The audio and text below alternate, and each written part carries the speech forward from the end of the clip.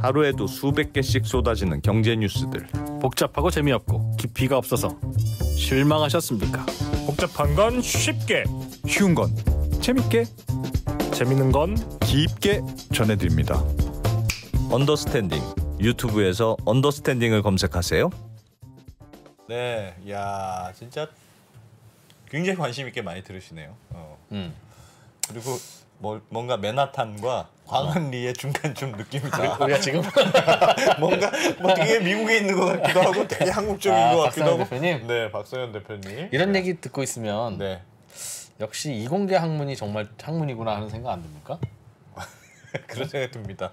이거 모든 게 지금 다 이게 반도체, 뭐 실리콘 아까 뭐라고 했어요? 실리콘 뭐라고 하셨는데 실리콘이 모든 걸 지금 좌우한다. 아무튼 저는 그런 생각이 듭니다. 아, 무서워. 땅 파서 200년 전에 무슨 생물이 살았는지를 아는 게 무슨 의미가 있는가 이 학문 앞에서. 그런 생각 안 들어요? 너무 그렇게 단정적으로 말씀하시지 마세요. 대표님, 전 설명을 네. 듣다 보니까 오늘 그냥 막연하게 느끼는 게 어떤 소프트웨어가 돌아가려면 그 소프트웨어를 짜야 되잖아요. 예. 그 소프트웨어를 짤 때는 그 소프트웨어가 돌아갈 칩에 맞춰서 야, 이 칩은 이렇게 짜서 이렇게 돌아가는 건 못하네. 아이씨, 아쉽네. 그럼 이렇게 맞춰야 되겠네. 이제 그런 거예요. 그게 맞춰야 되는 거예요. 그러니까 칩을 소프트웨어에 맞춰서 만드는 거냐? 예. 그러니까 보통 PC용을 만들 거면 PC용 소프트웨어를 만들 거면 옵션 자체가 없었습니다. 옛날에 그냥 인텔 뭐 386, 486, 586 펜티엄 하는 그 x86 아키텍처에 맞춰서 개발하면 그게 CPU가 바뀐다. 이제 x86 아키텍처에서 ARM 기반으로 바뀐다.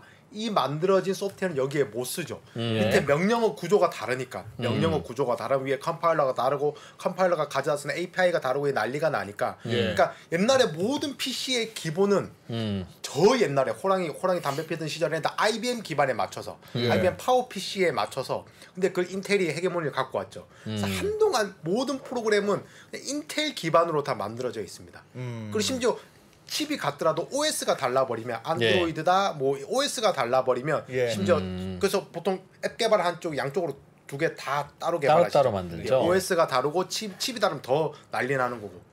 그러다 보니까 설마 하니 칩이 잘 나와도 M1 칩이 설마 하니 뭐 10% 20% 잘 나와도 결국 PC 시장에 못 들어올 거다. 왜냐하면 99.99999%의 프로그램이 다 x86 인텔 기반이었기 때문에. 근데 M1은 뭐냐 10% 20%가 아니고 뭐 50% 60% 뭐 엄청 좋은 칩을 만들어 버리니까 에뮬레이터의 페널티를 감수하고서도 동등하거나 더 좋게 나오니까 이기서 오는 그게 컸던 거죠. M1 칩이 처음에나 M1 하면 뭐 기본적으로 다들 뭐 그렇습니다.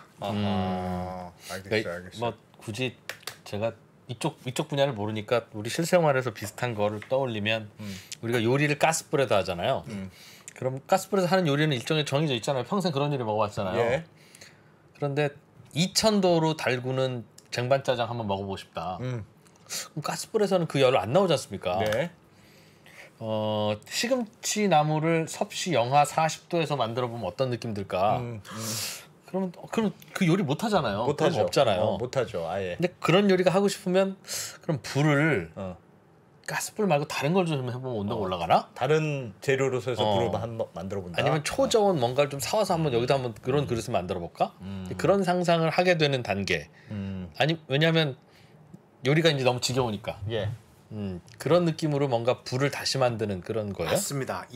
저는 딱 그 표현이 맞다고 생각하는 게, 그러니까 거기다 하나를 더 붙이자면 이제 보통 기술적으로 아주 정확하지 않은 이야기들이 이제 블로그랑 유튜브에 떠다니니까 그 하나를 좀 그래도 제가 나왔으면 받고 싶은데 그 x86라고 하는 인텔이 주도하는 그 시스크라고 하죠. 시스크 리스크 그게 x86가 리스크인 ARM 기반보다 저전력에 안 좋다. 그러니까 리스크 시스크 이게 또 100% 다 맞는 이야기는 아닙니다. 여기 그 기자님 말씀하신 거에 제가 하나를 더 붙이자면 x86는 너무 레거시 코드들이 너무 많이 붙어 있습니다. 저희 같은 AI 스타트업이 가지는 계획이기도 하는데 386에서 486으로 옛날 PC가 업그레이드 되면 386대 돌아가는 프로그램이 486대 다 돌아가야 됩니다. 그렇죠. 586이 나오면 레거시 코드 이게 386, 486 코드가 다 돌아가야 된다. 펜티엄 이게 x86는 코드가 너무 무거워진 겁니다. 인텔에 있는 사람도 이 코드가 왜 있어야 되는지 몰라. 근데 빼면 안 돼. 옛날 레거시를 돌려야 되니까.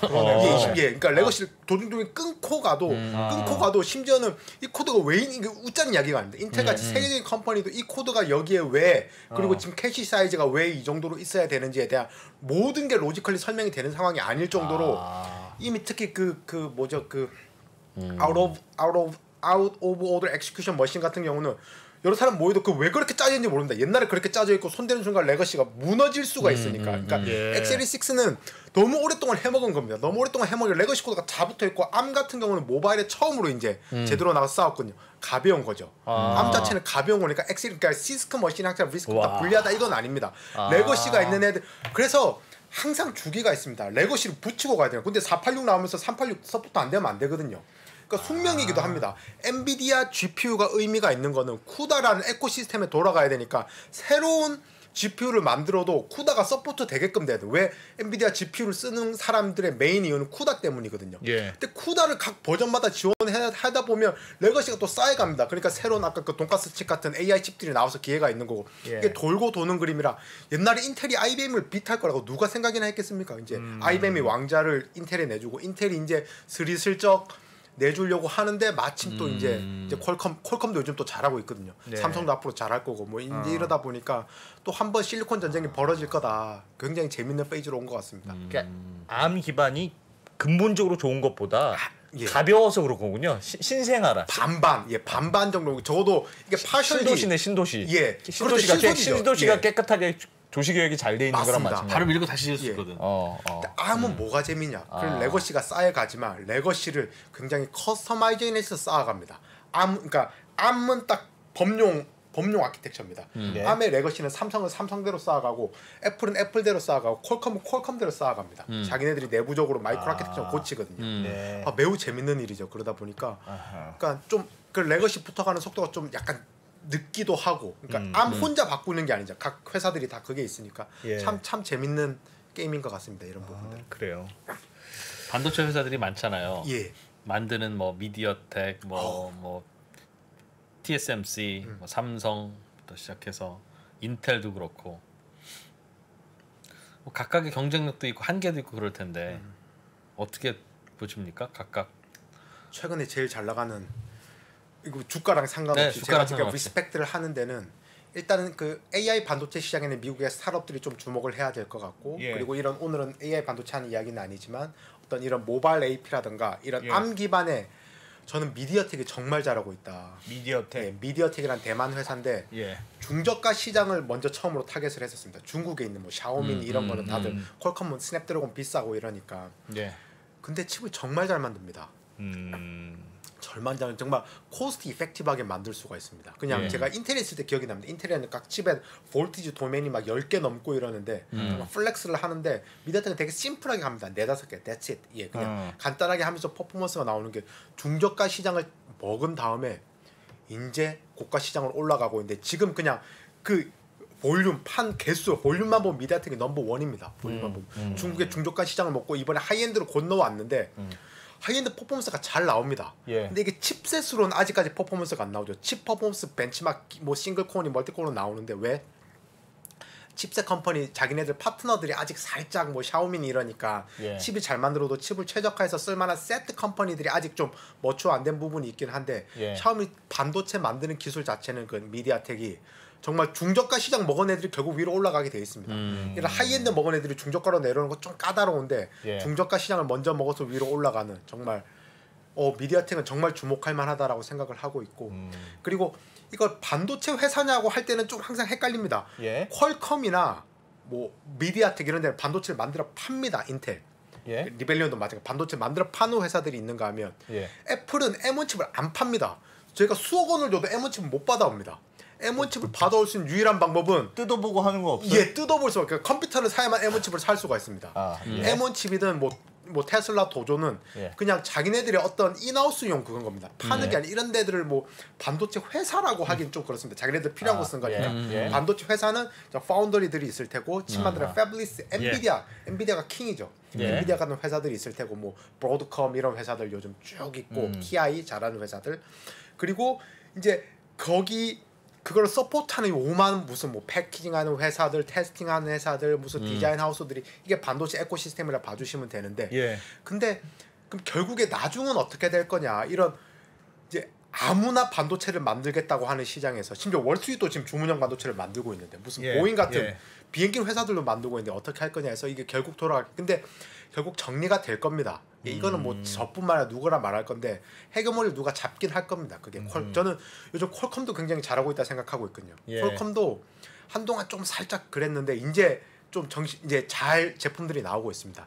왜냐하면 그래도 전문적인 영역이긴 합니다. 전문적인 업앤다운이 있다가 결국에는 또 정리가 됐다가 예. 뭐 퀄컴이 어느 회사가 넘버원이 될지 모르겠습니다. 넘버원이 또 길게 하다 보면 문제가 생길 겁니다. 문제가 생기면 또 이렇게 전국 시대가 열렸다가 중국 역사를 봐도 항상 전국 시대에 있다가 혼합됐다가 전국 시대가 이런 패턴 그러니까 뭐가 정답이다라는 말은 사실은 굉장히 예. 답이 예. 아닌 겁니다. 전국 시대가 딱 통일됐다가 그러니까 그러니까 뭐 패블리스가 뭐를 잡을 거냐 엔비디아가 한동안 잡고 있죠. 그럼 엔비디아가 자율주행을 잡을 거냐 퀄컴이 잡을 거냐 안 그러면 인하우스로 테슬라나 인하우스로 개발하는 팀이 잡을 거냐는 예. 그 컨텍스트가 어느 때냐가 다르기 때문에 그래서 네. 참 재밌는 부분이 된 게 어쨌든 지금은 전국 시대다. 예. 제가 무식한 질문 하나 드릴게요. 예를 들면 애플이 이제 M2 뭐 M1 이런 건 새로 만들었어요. 그래서 되게 노트북 팔았어요. 예. 그러면 서로 경쟁사들이 사다가 이렇게 막 뜯어봅니까? 반도체를 이렇게 아니, 차는 이렇게 뜯어보면 대충 알 것 같은데 반도체를 이렇게 뜯어보고 자식도 잘 만들었네. 뭐 그렇게 보면 알 수가 있어요. 그러니까 저희는 패밀리스여서 그렇진 않은데 네. 이제 그런 팀이 있다는 건 알고 있습니다. 전체 안에 다이까지는 아니더라도 다이도 뭐 이렇게 현미경을 찍어보고 할 수는 있을 텐데 네. 그냥 패키징 같은데 보면서 얘네들 캐패시터라고 하는 그런 그 캐패시터가 뭐라고 하지 뭔가 이게 그런 걸 뭐 몇 개나 달았지 얼마나 코스트를 어떻게 와 패키징한테 완전 플렉스했네. 네. 특히 그 M1 울트라 나왔을 때 칩 두 개를 붙이는 과정 예. 그런 걸 어떻게 했는지는 다들 연구를 하죠. 보고 예, 다들 실제로 보고 뜯어보고. 하고 애플 엔지니어는 그러니까 제일 편한 건 이겁니다. 사실 애플 엔지니어 하이어 하는 겁니다. 그 했던 엔지니어 하이어 해가지고 그냥 예. 그냥 근데 미국은 그런 게 되게 편하고 사실 그게 있어야 예 그런 거죠. 그래서 하이어 하고 특허 보고 이제 특허를 피해 나가야 되니까 예. 특허로 퍼블리시하고 다 뜯어보고. 아하. 근데 그걸 M1 칩을 썼다가 저희 쪽에 쓰지 못합니다. 왜냐하면 그 M1 칩은 애플 OS랑 애플 애플리케이션에서 기가 막히게 돌아가는 거여서 그걸 안드로이드에서 똑같이 퍼포먼스가 나오진 않습니다. 애플에 딱 맞게끔 심지어 저희 x86 인텔 뭐 마이크로소프트는 오픈 아키텍처입니다. 램을 더 때려 박을 수가 있습니다. 뭐 기억나시면 컴퓨터 조립하면 램을 뭐 16기가 넣어 32기가 넣어 뭐 64 이런 게 있는데 네. 애플은 M1 칩이 나올 때 램이 딱 박제돼서 나옵니다. 다이가 있으면 램이 딱 박제돼서 나와가지고 메모리를 늘릴 수도 없는 거죠. 늘리고 싶어도 근데 늘릴 필요가 없죠. 그러니까 어떤 의미에서는 그러니까 맥스 퍼포먼스를 그러니까 약간 되게 재밌게 돼 있는 구조긴 합니다. 그래서 이게 맞을 때는 맞는 거죠. 누구는 오픈 아키텍처가 맞을 거냐 이렇게 딱 정말 클로즈되게 맞을 거냐는 그냥 어떤 시대는 이게 맞고 어떤 시대는 이게 맞는 겁니다. 그러니까 지금은 알겠어요. 예, 그러니까 이게 이래서 이렇다는 좀 저는 거기에는 동의하지 않는 편인데 지금은 이게 맞는 말이고 나중에 이제 애플이 캐시플로우가 꺾이고 애플이 이렇게 과감하게 지를 수 있는 건 딱 하나 본인들의 프로덕트 볼륨이 어마무시하게 어마무시하니까 애플도 그러니까 아이패드뿐만 맥뿐만 아니라 특히 이거 모바일 엄청나거든요. 예. 어마무시하게 팔리니까 이런 볼륨을 등에 지고 있으니까 이런 실리콘 전쟁에도 한번 뛰어들 수가 있는 겁니다. 아 그럼 그거 여쭤볼게요. 볼륨 얘기하시니까 지금 TSMC를 주로 쓰잖아요. 예. 그럼 애플이 그렇게 볼륨 많이 반도체 생산을 그렇게 많이 하는데 예. 왜 TSMC만 씁니까? 아 삼성도 떼어주면 좋겠는데 맞죠? 네. 예. 아마 삼성도 계속 세일즈를 하고 있을 겁니다. 그 부분을 노려서 예. 그 TSMC 캐파가 좀 안 나오는 부분에 있어서 우리들이 갖고 오겠나 그래서 많이들 지금 메이저 트랜지션이 몇 번 있었던 걸로 알고 있습니다. 뭐 엔비디아든 퀄컴이든 많이 좀 뺏어온 걸로 알고 있는데 네. 애플도 뭐 삼성 입장에서 뺏어오면 너무 좋긴 하겠죠. 예, 아마 예. 무슨 일이 일어나는지 저는 모르나. 근데 약간 파운더리도 약간 스티키 비즈니스에 가깝습니다. 그 스티키 비즈니스가 스티키랑 이거 그러니까 뭐라고 해야 되지? 되게 끈적끈적하다 그래가지고 한번 TSMC 쓰기 시작하면 그러니까, 예. 그러니까 웬만하면 그냥 그거 쓰고 싶은 사람들이 있습니다. 이게 약간 파운더리 비즈니스가 단순히 설계 도면을 건너주면 그걸 찍어주는 것뿐만 아니라 예. 그 파운더리에 맞는 다른 설계도들도 있거든요. 네. 특정 설계도는 TSMC랑 삼성이랑 다릅니다.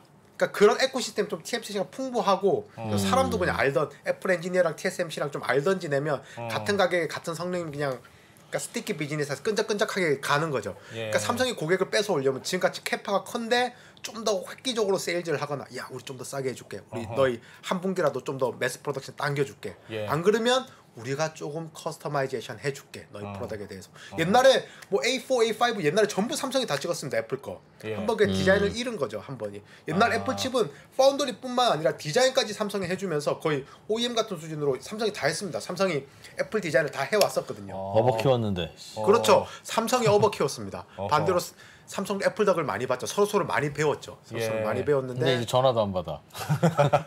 이제 아마 컸다고. 예, 언더라인으로 계속 작업하고 있을 겁니다. 근데 삼성도 이미 풀캡하라 아직은 막 아쉽지 않죠. 이제 뭐 다른 애들 좀 뺏어 와서 예. 결국 해야 되는 게 있어서. 아하. 결국은 자기 거에 맞는 커스터마이징인데 예. 이걸 하면 다 좋지만 돈이 많이 들죠. 맞습니다. 옷으로 치면 사이즈가 95, 100, 105 뭐 왜 103은 없고 97은 없냐?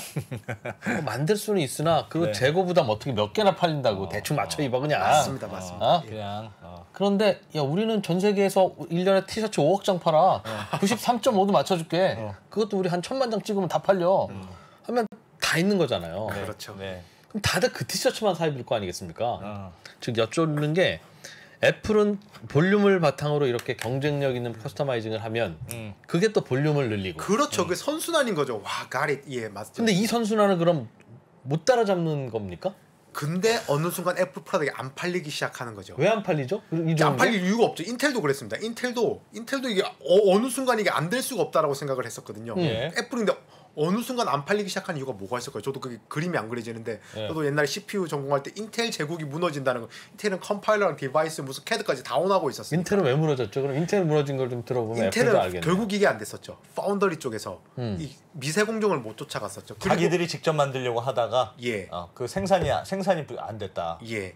그러니까 미세 공정은 결국 못 쫓아간 거 플러스 너무 경영적으로 방만한 것도 있었었고 너무 경쟁자가 너무 없는 게임을 오래 해왔습니다. 서버 시장 막 90% 먹고 이런 게임을 해오다 보니까 예. 그랬더니 아이씨 내가 칩 만들고 말아 할 정도로 고객을 불편하게 했다. 예 그렇다고 저는 생각하고 있습니다. 아하. 그러니까 근데 좋은 포인트를 지적하시는데 애플이 이 선순환이 언제 끊기는 거죠?라는 생각이 예. 드는 거죠. 예. 근데 프로덕트 한 번 정도는 고장나. 애플폰 저는 애플 주주분들한테 그런 게 애플폰 한번 불났다. 애플폰 불났는데 마침 비행기 안에서 불나서 비행기 터졌다. 예. 막 이런 사건이 두세 건 연속으로 터진다라고 하면 예. 어쨌든 애플 실리콘이랑 무관하게 애플 프로덕트는 안 팔릴 겁니다. 네. 자고 있는데 내 애플폰 터지면 어떡해 이런 걱정 때문에. 그러면 애플 실리콘이랑 무관하게 애플 칩이랑 무관하게 애플 프로덕트가 안 팔리면 그 볼륨의 고리를 끊어낼 수가 있겠죠. 만약에 그런 식의 문제가 예. 일어나면 그러니까, 문제가 되는 예. 거고. 애플 칩이랑 무관하게 애플 프로덕트에서 무슨 문제가 있다. 애플 디스플레이에 문제가 있었다. 만약에 애플 디스플레이에서 갑자기 튀어서 뭐 사람이 크게 다쳤다. 이러면 당분간 안 팔릴 테고 볼륨 비즈니스가 안 되고 그러면서 막 CEO 갈리고 뭐 하고 이러다 보면서 야 우리 잘하는 거에 우리가 집중한다. 이제 칩은 퀄컴 거 사다 써. 삼성 거 사다 써. 라고 하면서 뭔가 가다면서 또 악순환으로 빠질 수가 있고. 그러니까 그러니까 모든 걸 원한다는 게 참 어려운 일이고. 근데 지금 볼륨이 안 나오는 회사들도 그래서 지금 힘을 내야 됩니다. 그러니까 볼륨이 안 나오는 회사들도 볼륨을 만들어내려면 퍼포먼스가 좋아야 되는 약간 역설이 있습니다. 네. 그러니까 아하. 참 어려운 게임이죠. 선순환 되는 애들이 여전히 좋은 거. 지금은 근데 완전 선순환 구조잖아요. 지금 애플은 그게 또 오래됐죠. 뭐 1, 2년 된 것도 아니고 그 선순환 구조를 만드는데 근데 되게 약간 이 그림 한 번만 다시 보여주실 수 있습니까? 예. 시간이 얼마나 남았는지 모르겠는데. 네. 근데 5분쯤 있습니다. 예. 그러니까 뭐냐 애플 그러니까 전체 에코시스템 안에서는 자기네들에 맞게끔 커스터마이제이션을 하지만 자기네들 프로덕트 안에서는 또 스탠다드화를 합니다. 네. 되게 재밌죠. 저기 M1, M1 프로, M1 맥스, M1 울트가 서로 다른 프로덕트에 들어가는 거거든요. 어떤 건 네. 아이패드에 들어가고 어떤 맥에 들어가고 어떤 건 맥 미니에 들어가는데 예. 그럼 거기에 맞게끔 또 커스터마이제이션 할 수 있습니다. 근데 그러질 않습니다. 동일한 코어 아키텍처에 동일한 GPU 코어 아키텍처에서 자기네들 프로덕트 안에서는 그 저희 모듈러 디자인, 마듈러 디자인이라고 하는데 스케일러블하게. 그러니까 여기서는 또 스탠다드를 만들어 놓습니다. 그 스펙 안에서는 되게 재밌죠. 여러 가지 에코시스템에서 애플 스페시픽하게는 가나 네. 이 안에서 또 이걸 다 다르게 만들어 보면 너무 코스트가 감당이 안 되니까 이 안에서는 결국 자율주행이든 서버든 이 로드맵상으로 갈 겁니다. M2도 이 고마 비슷하게 나올 거거든요. 그러니까 되게 각 스케일 이게 그래뉴리라고 하는데 그래뉴별로 다르게 접근합니다. 자기네들 OS 그래뉴에서는 최적화. 근데 각 프로덕트 라인에서는 다 따로 만들면 더 날아다니겠죠. 아이패드도 날아다니고 다 다 날라다니. 실제로 A15, 뭐 A14 그 모바일에 들어가는 거랑 예. M1, M2랑 크게 안 다릅니다. 예. 코어 개수 다르고 약간 그 코어 그러니까 그럼에도 그러니까 여기서는 모듈러 디자인으로 가니까 이제 소프트웨어 디자인도 편해지고 하드웨어 디자인도 그 적어도 M1 맥스랑 M1 울트라는 팀이 두 개 있을 필요가 없습니다.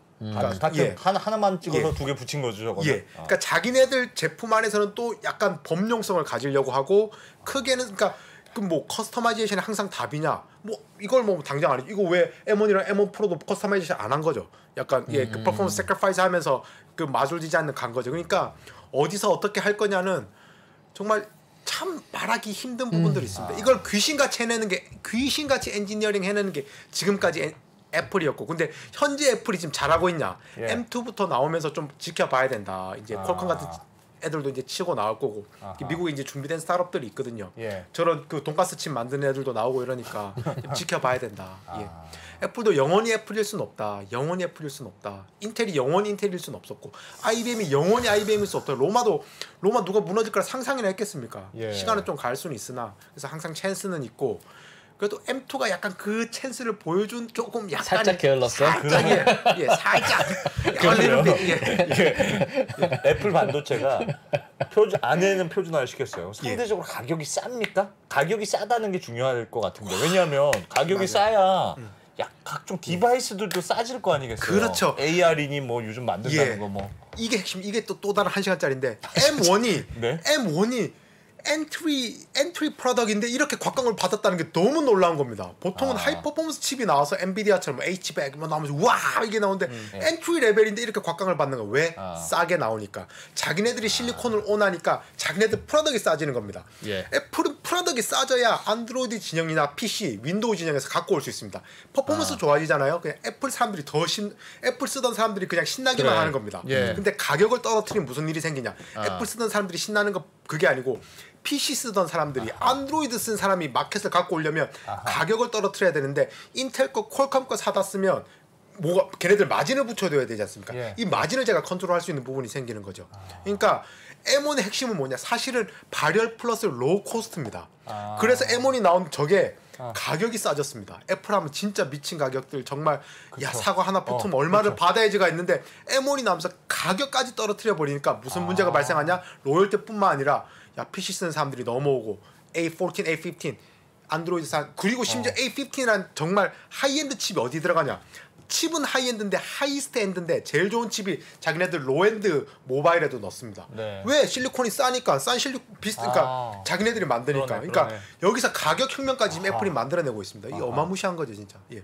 그렇지만 여전히 애플 M2는 애플 M2가 M1 정도의 임팩트가 있었으면 와 이제 그만하자. 예, 그만해라. 이제 게임 끝났다라고 할 텐데 M2가 살짝 여지를 보여주고 있고 반대로 엔비디아 H100이라는 뭐 어마무시한 칩이 하나 나왔고 퀄컴도 이제 누비아 인수하고 AI 칩 같은 거 잘 나오고 있거든요. 그러니까 이제 전국 시대가 살짝 이제 팹리스들이 이제 시스템 하는 회사들 이제 누를 때가 된 거죠. 이제 살짝 서로 왔다 갔다 하고 미국도 결국적으로 스타트업이 정리하지 않을까 싶긴 한데 정말 재밌는 게임이 됐습니다. 알겠습니다. 예, 대한민국은 여지 반도체 샵입니다. 누가 봐도 세마이컨덕터 샵이거든요. 반도체 공부 열심히 해주셔서 예 정말 재밌는 게임입니다. 이보다 더 재밌는 게 지구상에 있나? 이 반도체 전쟁을 보는 것 이상으로 재밌는 게 있나 지금? 예 너무 재밌습니다. 아닌가요? 예. 저희도 재밌습니다. 재밌습니다. 와. 그래 우리도 예. 그래도 박 반도체로 배웠어야 되는데 대표님이 뭘 한 나와서 거야? 이런 설명을 네. 이런 설명을 유튜브로 들을 수 있는 그러니까요. 민족이 네. 몇 군데나 있겠어요. 야 오늘은 맞아요. 그렇죠. 제가 진짜 이 애플 반도체에 대해서 궁금한데 물어볼 사람이 없는 거예요 대체. 그 왜 궁금한데? 그래서 알면 뭐하게? 대체 누구한테 물어봐야 되나 고민하다가 제가 네. 갑자기 박 대표님 딱 생각나서 바로 카톡으로 제가 이런 궁금한데 바로 해주시겠다고 해서 너무 기분이 좋았습니다. 또 이런 방송 보면서 음. 나도 반도체 엔지니어 돼야지 네. 라고 마음 먹고 있는 또 반짝반짝하는 청소년들도 있고 대학생들도 있겠죠. 네, 그럼요. 예. 그래서 그래서 그래서 리벨리온도 오래 잘 가야 된다. 그러니까요. 리벨리온 잘 돼야 됩니다. 그래야 또 나오시지. 네, 고맙습니다. 네, 자 리벨리온의 박성현 대표님 고맙습니다. 고맙습니다. 감사합니다. 네, 바로 자, 인사하죠. 글로벌 예. 라이브. 진짜 오늘 글로벌 시장은 정말 무섭다 무서워. 열기가 무서울 것 같은데. 어떡하지? 자, 또 직시를 해야죠 또. 아휴. 그러게요. 네. 자, 그래도 뭐 같이 한 80억 명이 같이 고민을 하고 있지 않습니까? 글로벌 증시. 뭐 우리만 힘든 거 아니니까. 네. 다 같이 가난해지는 건 괜찮아. 나만 가난해지는 게 문제지. 안 보고 있습니다. 지금 안 보고 있어 계좌를. 네. 네. 다음 시간에 또 뵙죠. 고맙습니다.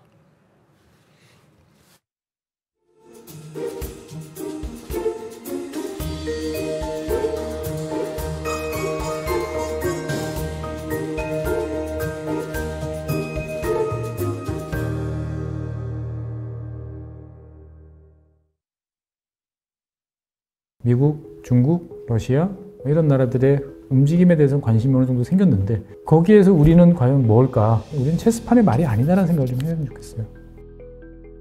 어떻게 생각하세요? 우리 편 누굴까를 좀 더 고민할 수 있지 않을까 싶어요. 뒤집어 질문을 해보면 그러면 아시아에는 우리 친구가 있을까요? 제가 지구본 연구소 진행하면서 사실은 되게 마음에 걸리는 이만한 짐이 하나 있어요. 우리 옆에 있는 동남아를 내가 모른다. 우리가 처해 있는 아시아라는 지역을 자꾸 방관하고 유럽이나 미국의 어떤 시각에 맞춰가지고 그런 이제 개별적인 지식 이런 것들이 묶여가지고 큰 흐름들을 만들어내는 이야기, 그런 경험.